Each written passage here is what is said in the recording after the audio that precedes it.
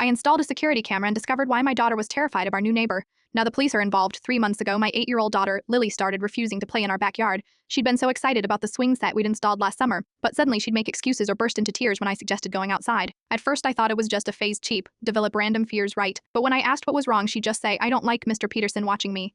Mr. Peterson moved into the house behind ours 6 months ago, a quiet, middle-aged man who mostly kept to himself. I told her he was probably just being neighborly, but she insisted something was wrong. "He takes pictures, patchies," she whispered one night, "and he leaves me notes in the playhouse." That sent chills down my spine. I checked the playhouse immediately, but found nothing. When I gently pressed Lily for details, she became hysterical. My husband thought she was making it up for attention since her baby brother was born, but a mother's instinct is a powerful thing. I installed a small security camera in our backyard hidden in a birdhouse facing the fence we share with Mr. Peterson. I didn't tell anyone, not even my husband. Part of me hoped Lily was just imagining things for a week. Nothing happened. Then last Tuesday, I reviewed the footage and saw it. At 6:43 a.m., when everyone was asleep except me feeding the baby, Mr. Peterson's gloved hand appeared at the top of our fence. He dropped something into our yard, then disappeared. My hands shaking, I went outside and found a folded piece of paper near the playhouse. In T-Flied was a crude drawing of a little girl and the words, "I always watch you Lingling," written in block letters.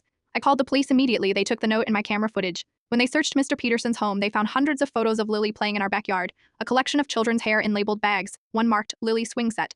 Even more disturbing, they found evidence linking him to the disappearance of a 7-year-old girl in his previous neighborhood. The detective told me that without the camera evidence, they would have had no grounds to search his property. They also found a small hole drilled through our shared fence, perfectly positioned to view the playhouse. Mr. Peterson is in custody now, but I can't stop thinking about how I almost dismissed my daughter's fears, how my husband and I argued about whether she was making things up, how close we came to something unthinkable. Lily starts therapy next week. We're moving as soon as possible, and I'll never, ever ignore my child's fears.